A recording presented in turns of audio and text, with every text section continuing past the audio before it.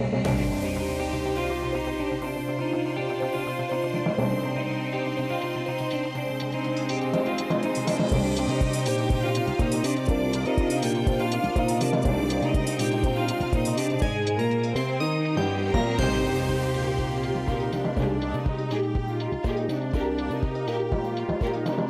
muito bem, seja bem-vindo aqui ao Painel Católico, esse programa semanal no qual nós escolhemos temas para debater, para conversar com convidados que trazemos aqui na rede católica da igreja, que podem engrandecer a discussão, o debate e levar informação para você aí na sua casa. Sempre estamos buscando temas, obviamente, que são de interesse geral, interesse não só de quem se diz católico, cristão, mas também de interesse geral da vida humana, né? Muitas vezes falamos aqui sobre temas políticos, já falamos sobre economia, já falamos sobre arte e hoje nós vamos falar sobre um tema, esse sim, muito cristão, por assim dizer, que é o tema do estudo bíblico. Por que a Bíblia pode me ajudar, ou será que ela pode, vamos colocar assim, será que ela pode me ajudar a viver melhor, a tomar melhores decisões na minha vida, a conviver melhor com as pessoas, a ser um cristão melhor? É claro que eu imagino que você suspeita que a resposta seja sim, mas nós precisamos de caminhos, precisamos de ajuda, né? Como compreender melhor a Bíblia, como me apropriar da Bíblia, como tornar aquelas palavras minhas também e que elas possam ecoar na minha vida, em todas as minhas atitudes, em tudo que eu faço. Para conversar conosco sobre esse tema, nós convidamos aqui dois professores, duas pessoas da área da teologia, um católico, um luterano, para que o debate seja ainda mais rico nesse sentido. Estou aqui com Jefferson Zeferino, ele é membro da Igreja Evangélica Luterana do Brasil, ele é mestre e doutorando em Teologia pela Pontifícia Universidade Católica do Paraná, é bacharel também em Teologia e é membro do Movimento Ecumênico de Curitiba. Bem-vindo, Jefferson, muito obrigado por ter aceito o nosso convite. Olá, Tiago, obrigado por essa oportunidade de estar aqui. E também está aqui, mais uma vez, é a segunda vez no painel católico, o professor Robert Haltman, que é teólogo também pela Pontifícia Universidade Católica, é palestrante, é bacharel em administração, pós-graduado em espiritualidade, é professor, é palestrante, coordenador de pastorais, participa ativamente da Arquidiocese de Curitiba. Bem-vindo, professor Robert, também ao programa. Obrigado, Tiago, mais uma vez, estar aqui e poder partilhar esse tema tão importante. Eu gostaria de começar lançando para vocês, eu não sei se vocês conhecem um movimento chamado Voz dos Mártires, né? Ele é um movimento que existe no Paraná e em outros estados do Brasil. E eu uma vez tive a oportunidade de conhecer esse movimento e eles me contavam da situação que em alguns países do mundo é proibido você portar uma Bíblia ou você até mesmo comprar uma Bíblia, geralmente países de regime comunista. E eles me contaram de uma situação em relação à Coreia do Norte, em que eles mandavam pessoas com Bíblias escondidas no paletó, costuradas dentro do paletó. Quando chegava durante a madrugada, eles iam até a fronteira entre a Coreia do Sul, que é um país livre, e a Coreia do Norte, um país comunista, onde é proibido você carregar a Bíblia, colocava a Bíblia dentro de balões e em direção ao vento para a Coreia do Norte durante a madrugada. Os coreanos cristãos do Norte pegavam essas Bíblias durante a madrugada e levavam para sua casa. Começo com essa história, que é uma história real, que eu conheci pessoas desse grupo que fazem esse trabalho, para dizer, para nós é algo tão simples, tão corriqueiro ter uma Bíblia em casa, uma Bíblia na livraria, etc. Mas há cristãos hoje no mundo que não têm acesso a uma Bíblia. E aí, como é que faz, professores? Eu não tenho acesso a uma Bíblia e eu quero conhecer a palavra de Deus. Essa história me lembra aquele outro livro, O Contrabandista de Deus, né, que falava mais ou menos semelhante, só que em relação à cortina de ferro, né? Uhum. Aos países na época, então, que eram impedidos de receber essa Bíblia. E a gente vê nas redes sociais também alguns vídeos desses cristãos recebendo a Bíblia, com que alegria que eles recebem, né? Uhum. Então, para nós, como você falou, é uma coisa assim meio estranha, né? Como é que eles têm um apreço tão grande por um livro, por um texto que para nós se tornou banal, de certa forma, né? Uhum. Foi banalizado, né? Em todos os lugares, até mesmo onde não deveria estar, talvez, né? Ele está ali presente. E infelizmente, né, Robert, em muitas casas é um objeto de decoração. Assim, decoração da sala, decoração... Justamente, eu não sei, o Jefferson, que vem também de uma tradição luterana, mas nós católicos temos muito isso, né? Uhum. O cristão chega lá, tem a Bíblia aberta no Salmo 90, né? Exato, exato. De fato, a Bíblia, ela também é decoração em alguns lares luteranos, mas de certa forma a gente tem desde pequeno um apreço pela leitura da palavra. Até por essa história toda nossa de interpretação da Bíblia a partir da nossa leitura mesmo. O luterano, o protestante, ele é ensinado a lidar com a Bíblia e a interpretá-la. Claro que a partir de uma determinada educação que vem da igreja, que vem das nossas escolas de domingo, também com culto, escolas de crianças. E isso nos ajuda a lidar com a Bíblia e fazer uma leitura contextual também, como que a Bíblia pode ser útil no meu dia a dia. Mas também, o aspecto decorativo existe, sim. A minha pergunta era no sentido assim, esses cristãos que, portanto, não têm acesso à Bíblia, e hoje por questões políticas, mas ao longo de toda a história humana, muitas sociedades tiveram dificuldade, obviamente, por vários motivos, de ter lá o acesso a uma Bíblia, como hoje, por exemplo, muitos católicos têm dificuldade de ter acesso a um sacerdote. Né? Conheço sacerdotes que atendem 20, 30 comunidades, vê o seu povo uma vez a cada 2 meses, por exemplo. E aí, antes da Bíblia, né, a relação com Deus sem a Bíblia, como que ela fica? Ela é possível? Por que meios eu posso conhecer um pouco a palavra de Deus sem estar textualmente ali na minha frente?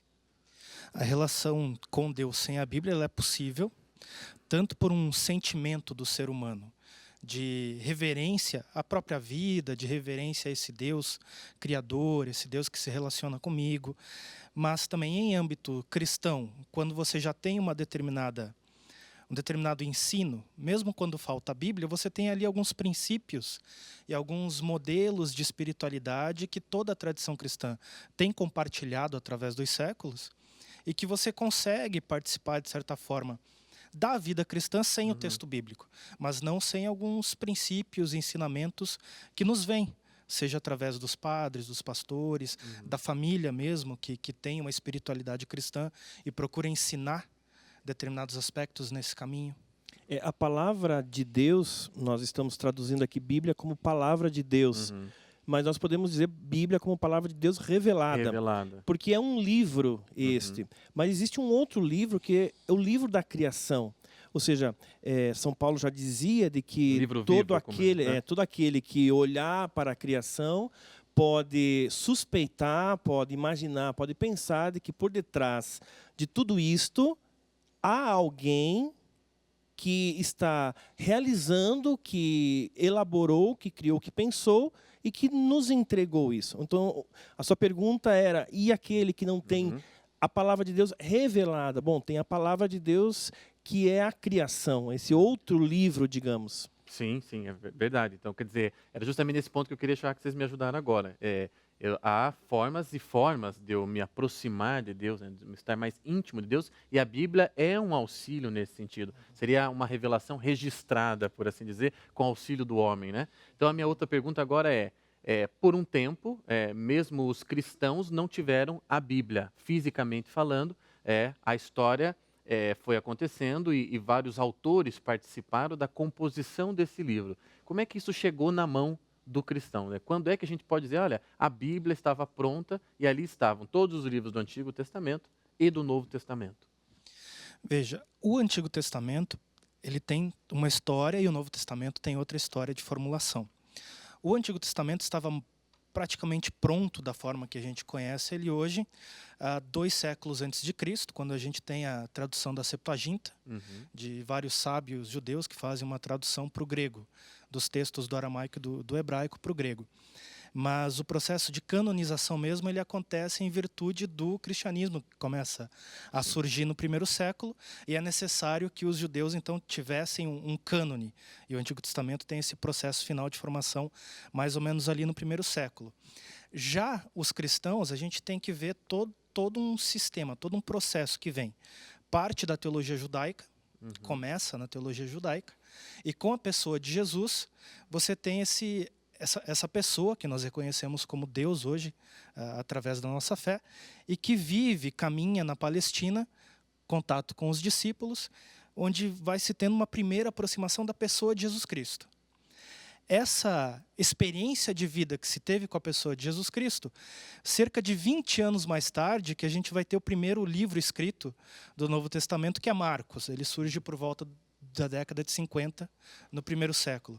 E a partir dali até o ano 100, você tem, então, comunidades de fé que vão se estruturando a partir desse ensinamento, dessa fé na pessoa de Jesus Cristo, como o Messias esperado do judaísmo, e vão estruturando a sua fé e falando sobre ela e também escrevendo dentro daquele contexto. Porque evangelho também significa boa nova, não é?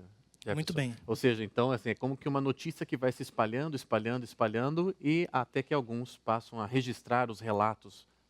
E é interessante que ela se espalha, só que antes mesmo de ser registrada, comunidades inteiras já estavam reunidas ao redor dessa boa nova, que ainda não era a palavra escrita. Então, a sua pergunta de como que hoje a gente pode ter uma espiritualidade cristã sem a Bíblia ao alcance, ela vem justamente por essa boa nova que nos é comunicada. Às vezes não temos o texto escrito na nossa frente, mas nós ouvimos falar desse tal de Jesus, que viveu, que é Deus, que nos ama, que nos salva. E a partir dele, no relacionamento com ele, nutrimos a nossa espiritualidade. Esse percurso que o Jefferson fez foi excelente, né? Para a gente poder compreender e entender também de que a Bíblia não é só um livro dos cristãos, mas dos judeus também. Ele era dos judeus antes de ser nosso. Nós entramos depois na história, né? Isso mesmo. E justamente com a pessoa de Jesus, que, como o Jefferson falou, foi experienciado, vivida, para depois ser escrita. Então, a Bíblia primeiro foi vivida, depois escrita. E, aos poucos, esses textos escritos, então, foram sendo disseminados. Ou seja, e reunidos. O Antigo Testamento é fruto de uma experiência milenar, né, dos hebreus, né, que são os judeus, e o Novo Testamento é o registro de uma nova experiência, por assim dizer. A partir daquela anterior. A partir daquela anterior. E existe aquilo de suplantar o Antigo Testamento ou não? O Novo veio para suplantar? Tomás de Aquino diz isso no hino, né? Que o Novo suplantou. A gente deve tomar um pouco de cuidado nesse aspecto, porque parece que existe, então, algo mais revelado do que o outro. E isso não podemos conceber assim. É claro que, para nós cristãos, o Novo revela o Antigo. Ou seja, luz, inclusive, isso, sobre compreendemos ele, né? o Antigo a partir do Cristo Novo. se refere ao Antigo Testamento diversas vezes. Claro, né? Então, mas é bem claro nos documentos da Igreja de que tanto o Antigo quanto o Novo são igualmente revelados, têm igual valor. Né? Então, não podemos dizer, não, isso não presta e isso presta. Né? Entendi. Vou perguntar para o luterano e não para o católico, mas existem textos apócrifos e que a Igreja, ao longo da história, tirou desta reunião de livros, ela deixou de lado, né? E hoje, inclusive, né, Jefferson, nós temos uma série de livros que são publicados por aí. O Evangelho segundo São Tomé, o Evangelho segundo Maria e tal. E as pessoas podem, né, muitas vezes olhar isso nas livrarias e tal, ficar, eu nem sabia que tinha um Evangelho de São Tomé. Quer dizer, qual foi o critério? Por isso que eu brinquei, vou perguntar para o luterano e não para o católico. Qual foi o critério da igreja nessa questão do cânone em relação a isso fica de fora e mantemos apenas 4 evangelhos? Bem, muito do que a gente chama de apócrifo no Novo Testamento são textos que já vêm do 2º século da era cristã, muitos deles marcados por uma filosofia muito comum da época, que era o gnosticismo. Então, eles não entram justamente porque eles não têm essa relação com as primeiras comunidades cristãs. Os escritos que fazem parte do Novo Testamento são todos eles produzidos dentro do 1º século. Os últimos anos 100 e pouquinho, mas nada muito além disso. Esses escritos apócrifos eles já entram no século II e vão um pouquinho além. No Antigo Testamento, a gente tem uma experiência bastante interessante, porque o próprio Lutero tira alguns livros da Bíblia que nós temos na Igreja Protestante em relação àqueles que nós temos na Igreja Católica. Me corrija, Esdras? Não. A gente tem 1ª e 2ª Macabeus, Judite, Sabedoria, e tem mais Tobias, Eclesiástico. Isso aí, são 7 livros. 7 livros a menos. E esses, o que acontece? O crivo do Lutero é, o que é em hebraico fica. O que foi escrito em grego, que já é de um outro período histórico, ele tira. Então, ele entende aquilo que foi escrito em hebraico como mais original. E, inclusive, isso é uma regra do estudo da Bíblia no nível da academia, do exegético, quando a gente olha, um ponto importante é qual que é o texto mais antigo, qual que é a formulação mais antiga. Esse é um ponto de leitura para você tentar entender a história do texto. Entendi. E o Lutero, então, ele tira esses livros, mas ele não desrecomenda a leitura, muito pelo contrário. Ele diz, esses livros, eles fazem parte da tradição cristã, a leitura deles é recomendada, mas eles não entram no cânone. Quer complementar algo, Robert, sobre essa questão do cânone a partir da Igreja Católica? O que ela deixou de fora, por que aquilo não é canônico? Quando eu dava aula, também muitas crianças perguntavam, né? E eu trazia alguns textos.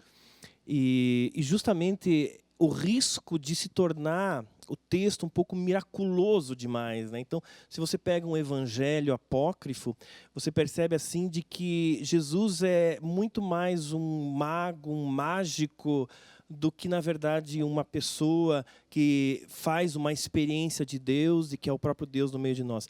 Então, se percebe assim, a igreja tira isso, como o Jefferson falou, essa percepção também gnóstica, ou seja, somente para os iniciados que é o evangelho, somente para os puros e perfeitos, né? Quando, na verdade, a mensagem de Jesus ela é diferente, contrária a essa percepção dos evangelhos. Porém, pelo menos para nós católicos, a mensagem histórica, muitas vezes, ela é recebida desses evangelhos apócrifos. E isso entra na tradição, não como uma mensagem inspirada, mas como uma mensagem histórica. Por exemplo, os pais de Maria, né, que não constam, obviamente, do evangelho, mas nós reconhecemos como Joaquim e Ana, que será a festa daqui a alguns dias, né? Então, é retirado do evangelho da infância de Jesus, que não é canônico, mas é não é inspirado, mas é histórico. Perfeito, perfeito.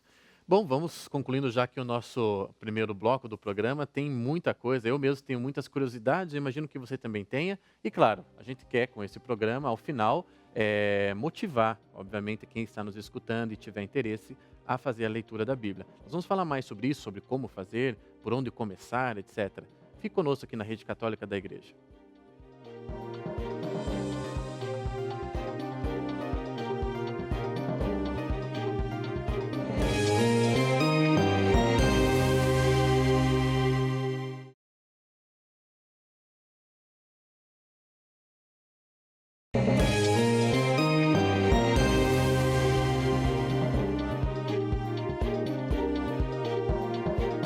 Bem, voltamos aqui com o Painel Católico. Hoje estamos conversando sobre a Bíblia, sobre o estudo bíblico e vamos cada vez mais tentar abordar maneiras de fazer estudo bíblico, o que seria mais adequado, inadequado, etc. Eu gostaria de começar esse bloco, né, antes de passar a palavra para os nossos convidados de hoje, 2 teólogos, 2 professores que estão aqui nos auxiliando com o tema. Gostaria de começar com um VT. E esse VT que a nossa produção preparou, ele mostra justamente qual é o nível de interesse que hoje os jovens têm na Bíblia. Isso é importante, né? É claro que acho que todo mundo concorda que conforme a idade vai passando, nós temos aqui as nossas missas, na sua paróquia não deve ser muito diferente, as pessoas mais velhas, mais maduras, tendem a ter mais interesse e os jovens parecem não ter tanto interesse, ou pelo menos era assim até um tempo atrás, e pode ser que esteja mudando, pode ser que os movimentos jovens, juvenis, estejam mais interessados num estudo efetivo da Bíblia. E o nosso VT é sobre isso. Presta atenção. Todos os dias que Deus me dava uma palavra, eu esboçava a palavra na agendinha. Então, isso faz você também crescer muito. Uma das coisas que mais me ensinou a crescer assim na leitura da Bíblia foi fazer isso. Todos os dias você ter o compromisso de escrever um versículo e esboçar. O que é esboçar? É você escrever aquilo que Deus te revelou, aquilo que você entendeu daquele versículo. E tendo aquele compromisso, você vai ter automaticamente o compromisso de ler a Bíblia todos os dias. Então, todos os dias, você tinha que escrever o pensamento expresso. Coisa que muitos não fazem, que é escrever na Bíblia. Gente, não sabe quanto isso melhora a sua forma de você guardar aquilo que Deus falou. Pode ser a Bíblia, mas de repente você não queira usar a Bíblia, então você pode usar uma agenda. Mas anote sempre aquilo que Deus fala no seu coração. A revelação, aquilo que vai além da palavra. Isso vai ser maravilhoso. De repente, num dia você vai estar precisando, você lê e se alimenta. Outra dica também é, no mês que tiver 31 dias, você fazer o propósito propósito de Provérbios uma vez ao dia. O que é esse propósito? Provérbios, como vocês sabem, tem 31 capítulos. Então, no mês que tiver 31 dias, você tem que ler um capítulo de Provérbios por dia. Outra dica muito importante é se você quiser ler o Novo Testamento em 90 dias. Como é que eu faço isso, Yasmin? Você vai ler 2 a 3 capítulos por dia do Novo Testamento. Logo, você terá lido todo o Novo Testamento em apenas 3 meses. Então essa é uma jovem, olha, que tem um blog, né, posta vídeos na internet, chama Yasmin Rizon, falando ali, né, da experiência dela como jovem na apropriação da palavra de Deus que está ali na Bíblia. A minha pergunta é, esse método dela me faz pensar muito na livre interpretação, porque ela diz, coloca lá o que você leu naquele dia e daí o que Deus te revela a partir daquela leitura. Eu pergunto para os dois, para o católico e para o luterano, como é que fica essa situação? Porque para o católico a livre interpretação não é aconselhada, né? Nós temos o Robert vai me corrigir se eu me expressar mal, mas nós temos uma tradição que nos ampara na correta ou na melhor interpretação da Bíblia, né? Nós temos os padres e os doutores da igreja que ao longo dos milhares de anos, já são mais de 2000 anos, fizeram isso por nós, por assim dizer. E nós temos, de outro lado, as confissões, as outras igrejas cristãs, como começa ali com Lutero, justamente advogando a favor da livre interpretação. Então, o que a menina faz ali é livre interpretação e como que ambas as denominações encaram isso? Bem, a questão da leitura da Bíblia, pelo menos na tradição protestante, está muito ligada à questão do ensino. A gente lê a Bíblia, mas a gente também tem toda uma base por trás que de criança a gente recebe, desde o culto infantil, passando pelo que vocês têm na primeira comunhão e crisma, a gente tem o ensino confirmatório. Então a gente vai pegando princípios bíblicos, princípios de fé, que a gente poderia chamar no nível acadêmico de princípios dogmáticos, que nos ajudam na leitura da Bíblia. Então eles são critérios que vão ajudando a gente a ler a Bíblia e interpretar ela para a nossa vida. Uma leitura totalmente livre da Bíblia, sem nenhum critério, totalmente livre já é impossível, porque você é um ser humano condicionado num determinado contexto, numa determinada classe social, você vive um determinado mundo que vai te dar já sérias preconcepções quando você vai lidar com o texto bíblico. Isso, quando a gente leva agora para a questão de quem está dentro de uma determinada tradição cristã, você tem outros critérios que vêm sendo passados há séculos já. Ou seja, ela não é livre, sem, digamos assim, sem parâmetros, né?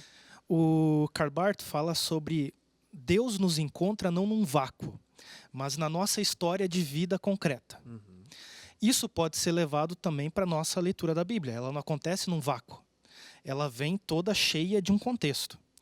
E, por exemplo, o Lutero, ele fala sobre o cânone dentro do cânone, ou a Bíblia dentro da Bíblia, a partir do critério de leitura bíblica dele, que é o que promove a Cristo.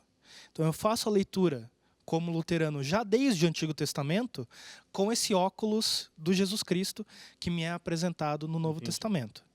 Mas você tem essa liberdade, né? Como o exercício que a Yasmin faz, isso é perfeitamente possível dentro do luteranismo. Ele é possível dentro desses critérios da fé cristã. Ficou claro. Não é totalmente livre. No nosso caso, né, Robert, nós temos até nota de rodapé em algumas traduções. A gente tem que entender um pouquinho também o que seria interpretação bíblica do ponto de vista acadêmico, do ponto de vista de ensino, e aquilo que eu interpreto como devoção para a minha vida. A minha oração, parte da minha oração. A minha espiritualidade, né? Então, uma vez eu estava dando também uma formação para os coroinhas, explicando de que eu tinha a impressão, acho que no início da minha caminhada com Deus, de que haveria dentro da Igreja Católica um tipo de um compêndio, um catecismo gigantesco, onde que cada versículo teria a sua interpretação da igreja. Isso não existe, né? A igreja nunca fez, nunca fará isso, de dizer a interpretação desse versículo é somente assim. Esta. Não existe isso, né? A igreja, ela orienta métodos de leitura da Sagrada Escritura, que normalmente os exegetas vão usar, os estudiosos, ou aqueles que promovem encontros, cursos, etc. Mas para o leigo comum, para o cristão comum, fiel, que se aproxima da palavra, é claro que, como o Jefferson falou, ele já tem os condicionamentos pessoais dele, de toda a tradição que ele já viveu, etc., né?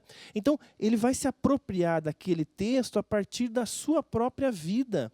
Né? Então, é possível, sim, dentro do universo católico, alguém fazer isso, ou muitos fazem isso. Né? Eu cito aqui, por exemplo, a gente vai falar depois das leituras possíveis da Bíblia, o Padre Jonas Habib, né? Que é muito conhecido. Né? Nova, então, ele escreveu um pequeno livro chamado A Bíblia Foi Feita para Você. Né? Não sei exatamente se é esse título, mas é um roteiro de leituras bíblicos e que ensina, então, aquele que faz a escrever na Bíblia, a manter um diário pessoal, não é? A escrever as promessas de Deus, a escrever o que Deus está falando para ele. Então, ele vai acompanhando, vai fazendo isso. É claro que, a partir do momento que eu faço isso, e eu quero transformar isso num estudo, num ensino para alguém, para uma comunidade, é importante que eu submeta conteúdo para outras pessoas que têm essa autoridade. E tem que ter uma sistematização, senão eu não consigo, inclusive, nem transmitir. Então quando essa livre interpretação, sim, é possível para nós católicos do ponto de vista devocional. Né? E, Robert, aproveitando então que você estava falando, se eu sou católico e eu quero ter um pouco mais de conhecimento sobre o que a igreja tem a dizer sobre a Bíblia, existem documentos, né, que a igreja, papas já escreveram, conferências episcopais, etc. O que você poderia dar como dica para o nosso telespectador católico, ou mesmo não católico, mas que gostaria de ler a respeito do que a igreja tem a dizer sobre a Bíblia? Eu não sei quem nos assiste, né? Então cada um vai ter a sua possibilidade de acesso do material, não. Mas a Pontifícia Comissão Bíblica, que é um organismo ligado ao Vaticano, né? Com biblistas do mundo inteiro, promoveu um documento chamado A Interpretação da Bíblia na Igreja. Olha só. Então, esse documento ele reúne algumas afirmações do magistério da Igreja em relação a como interpretar, a como analisar, como estudar a Bíblia. Então, se alguém quer fazer um estudo um pouquinho mais sério, esse livro é aconselhado para um início, para começar a perceber por onde vai. E depois tem alguma encíclica ou não? Sim, nós temos no Concílio Vaticano II, a mais conhecida Dei Verbum, né? Dei Verbum. Dei Verbum, né? O nome latino, né? Hoje na internet você coloca isso, aparece, né? Então, é este documento da metade do século passado que basicamente norteia os estudos bíblicos dentro da Igreja Católica e até mesmo fora, né? Em relação, não só à palavra de Deus, mas em relação à revelação, que é um pouquinho mais amplo, né? Entendi. Aí depois, Verbum Domini, que é Bento XVI, mas tudo na esteira desse documento Dei Verbum. Mas tanto um quanto o outro é citado nesse livro que eu falei agora há pouco. Do Padre né? Jonas. Não. Da Pontifícia Comissão Bíblica, Okay. a interpretação da Bíblia na Igreja. Perfeito, seria um bom começo mesmo. Isso. Entre os protestantes e para os católicos também, que gostariam de saber também o que a Igreja Luterana oferece em termos de documentos para os iniciantes na fé ou para quem já está na caminhada há mais tempo, mas nunca leu um documento, por exemplo, nunca se apropriou de um documento desse. Nós não temos documentos no sentido que os católicos têm. A Igreja Luterana no Brasil, por exemplo, ela tem pouquíssimos textos normativos, mas entre esses textos, e estes sim têm uma base bíblica muito forte, a gente tem a Confissão de Augsburgo, que é do século XVI, mas que nós utilizamos hoje como normativa dentro da Igreja Luterana, e tem lá a sua parte sobre a Palavra de Deus, sobre a Bíblia, e também os catecismos de Lutero, principalmente o catecismo menor, esse sim é normativo, e o catecismo maior, onde Lutero passa por vários textos bíblicos também, e fala sobre a importância de se estudar a Palavra de Deus. No Catecismo Maior, ele fala sobre a importância de estudarmos os 10 Mandamentos, e o Credo Apostólico e o Pai Nosso. Então, principalmente, Pai Nosso e os 10 Mandamentos estão dentro do corpo bíblico, e esses sim servem então como uma base. Mas nós não temos outros documentos que normatizem a leitura da Bíblia.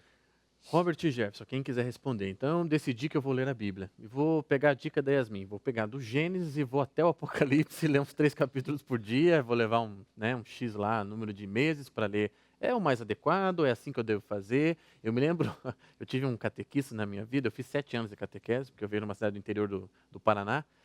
Lá eram 3 anos para a comunhão e 4 anos para o crisma. E eu me lembro que o meu catequista dizia assim: não leiam a Bíblia inteira até que você esteja pronto para obedecê-la. Ele dizia isso para nós, e aquilo me causou assim, me marcou na minha infância, né? Eu não posso ler a Bíblia inteira, porque ele dizia: se você lê a Bíblia toda, agora você sabe tudo o que Deus quer de você, então você está em maus lençóis, ele dizia.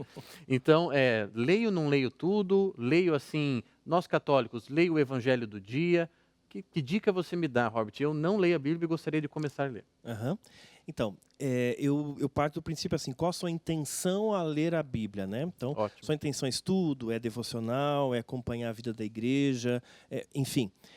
Como eu falei antes, do ponto de vista devocional, nós temos alguns livros que nos auxiliam como método de leitura da Bíblia. Ok. E, normalmente, estes opúsculos, esses livros, aconselham a iniciar com o Novo Testamento, do ponto de vista devocional, que nos auxiliam porque a linguagem é um pouco mais comum, é um pouquinho mais afeita à nossa realidade. Se você quiser começar do Gênesis, claro, é a escolha da pessoa. Tem gente que gosta de ler o livro de capa a capa. Não foi assim escrita a Bíblia, então provavelmente não é assim que você vai entendê-la da melhor forma. Entendi. Não é? Mas existem sites na internet também que propõem. Então, eu quero ler o livro do Eclesiástico. Então, ele propõe um método em um mês, em uma semana, ler a Bíblia em um ano, enfim. Tem vários métodos nesse aspecto. Como você falou, na Igreja Católica também é proposta uma leitura diária, né? Tanto às vezes do Antigo Testamento, às vezes do Novo Testamento, um salmo e o Novo Testamento no Evangelho, obviamente, né? Então, tem algumas pessoas que eu conheço que se detêm no Evangelho, todo o Evangelho do dia. É uma boa pedida, já é um bom conselho, né? Sim. Outro livro interessante para você eu estou falando para você que quer começar. Quer começar, né? Exato. Os Salmos também, porque a Bíblia toda é uma palavra de Deus para mim. Os Salmos é como uma palavra minha para Deus, mas com as próprias palavras de Deus, né? Então, ou seja, eu estou usando os Salmos como uma oração. Então, do ponto de vista devocional, também os Salmos. Então, o conselho Ou seja, não tem uma regra rígida, não exatamente. né? Acho que a regra é para que você quer começar, né? Se você quer começar para estudo, tem um método. Por curiosidade, aí até valeria ler de Gênesis a Apocalipse. Por curiosidade. Dificilmente alguém vai conseguir fazer isso, Já né? Já conheci pessoas que fizeram.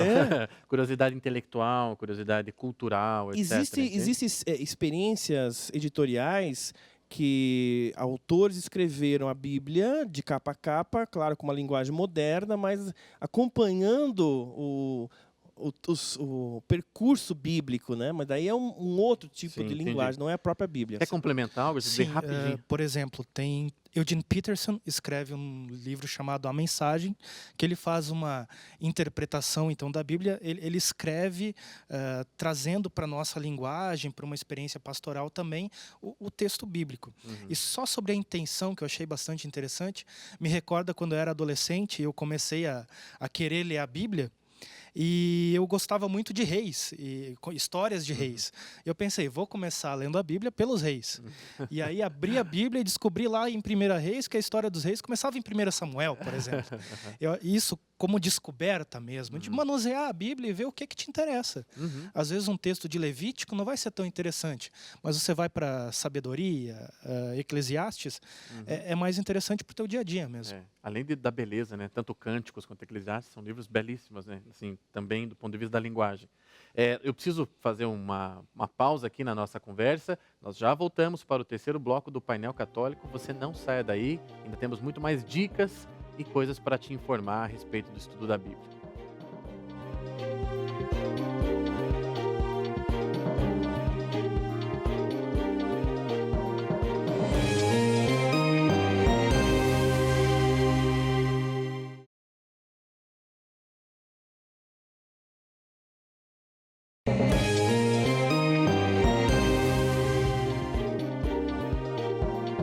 Bem, voltamos aqui com o Painel Católico, terceiro bloco. Nós estamos falando de Bíblia, estudo bíblico, como me aproximar da Bíblia, né? Com que intenção me aproximo dela e como ela pode me ajudar ou responder aos anseios que eu tenho, às perguntas que eu tenho, né? É importante, aqui agora, parênteses de filósofo, você ter muito claro quais são as perguntas que você tem, né? Se eu tenho claro quais são as perguntas, é mais fácil encontrar as respostas, né? Se eu não tenho pergunta alguma, já diria lá o poeta, não há ventos favoráveis para quem não sabe aonde vai.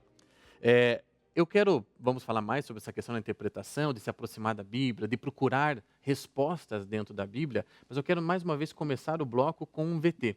E também a produção preparou mais um testemunho de jovem e de como essa jovem faz para se apropriar da palavra de Deus, né? Uma coisa que pode vir ao encontro aí da sua realidade, se você é jovem, se você tem filhos na idade da adolescência ou da juventude, então acho que isso pode também te ajudar. Presta atenção. Eu tenho como alvo de todo ano ler a Bíblia pelo menos uma vez, por completo. Antes eu conseguia ler um pouquinho mais e espero um dia poder voltar a ler a Bíblia mais do que uma vez por ano. Eu sei de pessoas que leem a Bíblia a cada 3 meses, são pessoas aposentadas, né? Eu espero um dia ser uma dessas vovozinhas que leem a Bíblia a cada 3 meses. E eu confesso para vocês que cada vez que eu acabo de ler a Bíblia, sempre tem uma passagem, sempre tem um detalhe que eu...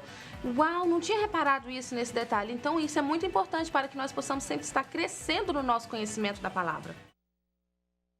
Puxa vida, olha, me senti até mal agora, pessoal, porque ela lê uma vez por ano a Bíblia, né?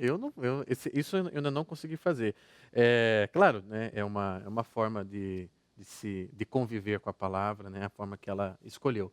Mas eu gostaria de, a partir disso, então, ajudar as pessoas que estão nos assistindo. A Bíblia tem resposta para uma série de temas, né? E temas, às vezes, muito modernos, temas que a gente, por exemplo, problemas no casamento. Né? Dificuldades com a esposa, com o esposo, infidelidade. A Bíblia fala disso?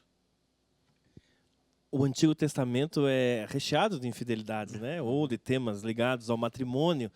E justamente a própria palavra vai reconhecer o reino de Deus dentro de uma relação matrimonial, a relação de Deus com a humanidade, Israel com Deus, uma relação de matrimônio, enfim.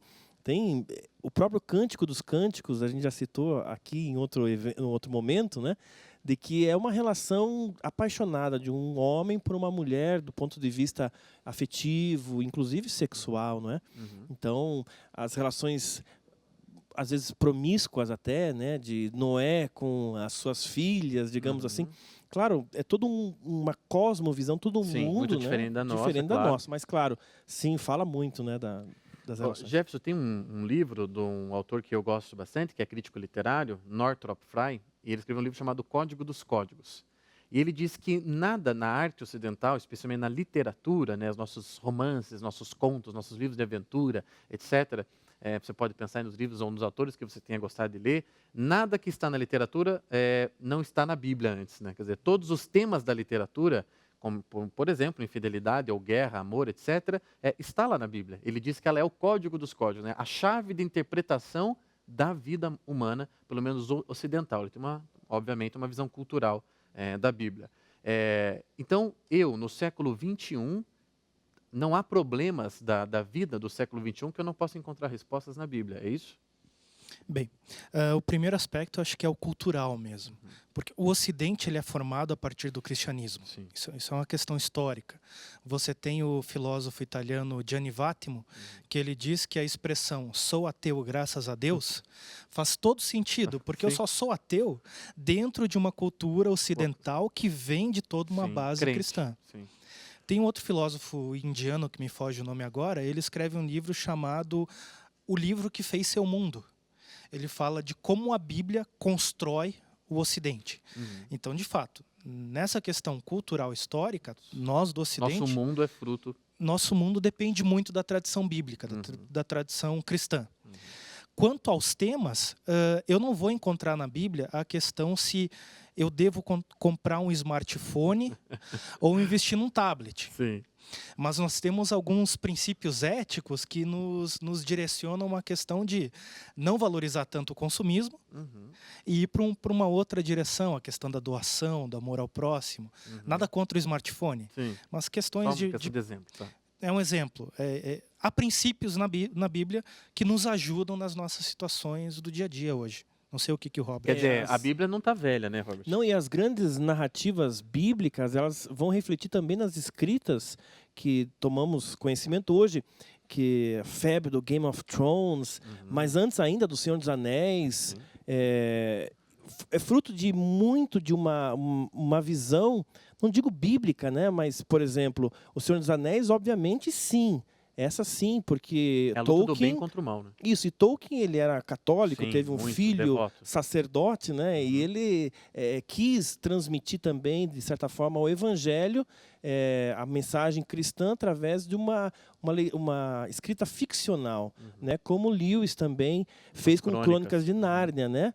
Então, os elementos cristãos estão todos lá. Então, se você pega uma literatura, obviamente que ela vai ter traços, né, dessa narrativa, dessa forma de contar, desses elementos culturais, mas elementos também transcendentais, elementos que estão ali dentro, essa relação do homem com o invisível, do homem com Deus, da paixão, do amor. É esse gancho que eu queria fazer agora, Jefferson. Quer dizer, existe um aspecto no texto bíblico que ele é temporal, histórico. Obviamente, nós não estamos naquela cosmovisão, por exemplo, dos personagens do livro de Reis ou do livro de Samuel, etc. e tal. Então, aquilo, entre aspas, de novo, é velho. Quer dizer, é muito diferente da minha vida hoje. Nenhum deles tinha dúvida se comprava um smartphone ou não. Mas tem um outro aspecto na Bíblia, e aí é bem teológico, né? Há algo que é vivo na palavra de Deus. E é por isso que eu acho que você estava querendo dizer, né? Que eu não vou encontrar lá a resposta se eu compro ou não compro uma coisa, mas eu vou encontrar no fundo a resposta para esse anseio que eu tenho, né? Que está por detrás da compra. Quer dizer, tem algo ali na Bíblia que não morre e não passa jamais. Acho que isso que é importante estabelecer essa diferença. É a questão do princípio ético, princípio bíblico. E eu gostaria de reportar de novo ao Karl Barth, porque ele entende que Bíblia, ela pode ser entendida como palavra de Deus. Assim como a pregação também pode ser entendida como palavra de Deus. Mas palavra de Deus, em primeiro lugar, é o próprio Jesus Cristo. Então é a pessoa de Jesus Cristo que é o critério e é o que dá autoridade tanto para o texto bíblico quanto para a nossa pregação. Ele é o verbo, né? Ele é o verbo, ele é a palavra de Deus. A palavra que se faz carne, habita entre nós e se dá para nós em relacionamento hoje ainda por meio do seu Espírito. Então, esse é o critério, o princípio que está perpassando a Bíblia e que está conosco hoje. E também a partir dessa leitura, a partir de Jesus Cristo, que eu posso tanto ler a Bíblia quanto ler a minha realidade. Então, esse é o grande critério, esse é o grande princípio que vai me ajudar a viver mesmo. Robert, eu uma vez estive num mosteiro, que eu acho que você deve conhecer, o Mosteiro Trapista, né, dos monges da Alegria que Vem da Trapa, Dom Bernardo. Algumas vezes estive nesse mosteiro. E lá eles têm uma outra prática em relação à apropriação da palavra, que é a lécio divina, né, a leitura divina. Eu gostaria que você falasse um pouquinho disso, né, que a gente acompanha que o dia deles é dividido em virtude disso. Essa é uma prática oracional com a palavra de Deus. A gente estava falando isso no outro bloco, não é?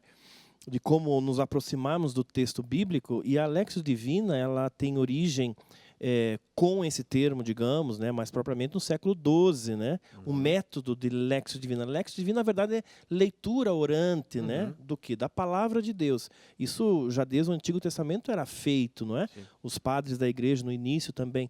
Mas esse monge Cartucho, ele sistematiza, né, essa leitura de tal forma que não só os monges, mas qualquer pessoa pode se apropriar do texto a partir desse método, né? Então, que seria 4 degraus, basicamente, né? Então, o primeiro degrau, a leitura do texto. Então, o que o texto diz para mim, né? Aliás, o que o texto diz. A meditação, o que o texto diz para mim.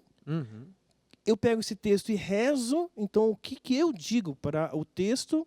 E depois eu me abro à contemplação. Então, leitura, meditação, oração e a contemplação. São os 4 degraus que ele ensina. Os monges utilizam isso, não só na Trapa, os beneditinos, etc. Muitos grupos, hoje, dentro da Igreja Católica, estão utilizando isso, movimentos, né?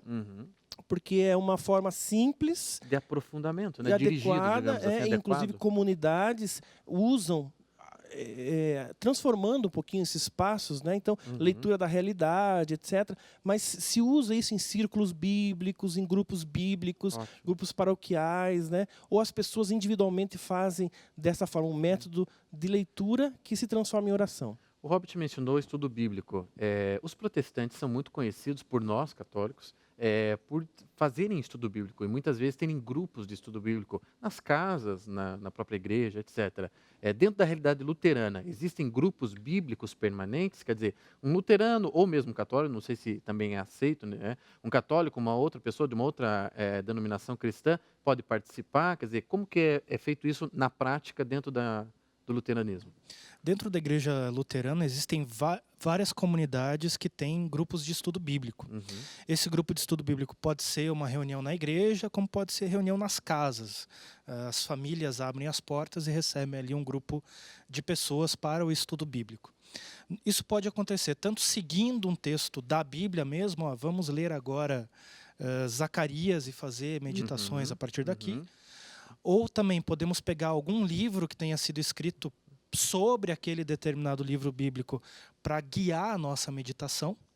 Isso acontece muito dentro da igreja luterana, dentro de uma parte da igreja luterana que são os pietistas. Eles têm sempre, todo ano, o livro bíblico por semestre, ou às vezes mais de um por semestre, e eles também publicam um livro de auxílio para esse estudo bíblico. Ah, legal. Então você tem todo ano, uma parte do ano com o Antigo Testamento, uma parte com o Novo Testamento, e todo um material que foi pensado para esse momento de estudo bíblico. Entendi. E claro, é aberto. Então, Católicos podem participar? Podem participar. Tá. No caso dos católicos, cada paróquia acho que define ou não? Isso tem uma normatividade? Tem que existir? Não tem que existir grupo bíblico? Não conheço nenhum tipo de normativo, né? Algumas paróquias oferecem cursos bíblicos, outras oferecem estudos bíblicos. Os próprios monges, né?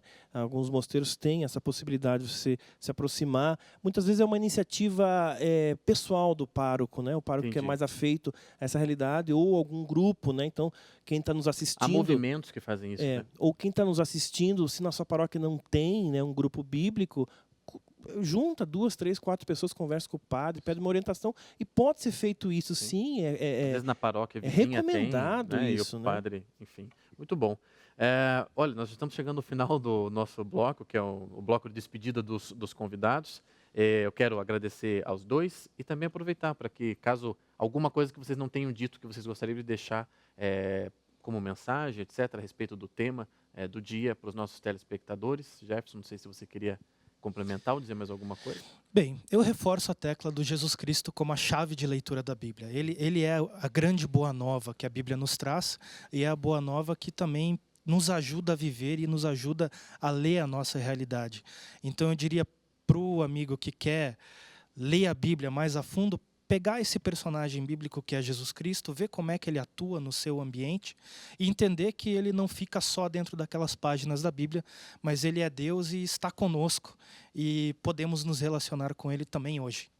Ótimo, muito obrigado, viu, Jefferson. Robert, uma mensagem para o nosso eu me relaciono com a Bíblia hoje de forma acadêmica, claro, pelo estudo, mas não deixo de fazê-lo de forma oracional e devocional todos os dias. Teve um momento que eu não fazia isso, mas eu experimentei essa graça. Então eu digo para você e para todos que estão assistindo, a Bíblia ela é o livro mais vendido, o livro mais produzido no mundo de todos os tempos, e não é à toa, porque ali existe uma riqueza grandiosa. E eu convido aqueles que estão nos assistindo a fazer essa experiência com a palavra de Deus, pedindo ao Espírito Santo, e a Igreja Católica nos ensina isso, que devemos ler a Bíblia no mesmo Espírito na qual ela foi escrita, que é o Espírito Santo. Então, com ele sendo orientador, fazer essa experiência de mergulhar no texto bíblico, encontrar essa pessoa de Jesus que está lá, que é viva e verdadeira e está presente no meio de nós. Então, essa experiência, claro, acadêmico, estudo é importante, tudo isso, mas a experiência vivencial com a palavra, ela suplanta tudo isso. Com certeza. Muito obrigado também ao Robert. Obrigado a você e peço que você não saia daí, nós estamos concluindo o terceiro bloco, mas você sabe que no quarto bloco eu faço o fechamento do dia, uma breve mensagem para você sobre o nosso tema discutido aqui, hoje o tema do estudo bíblico. Continue conosco na Rede Católica da Igreja que nós já voltamos.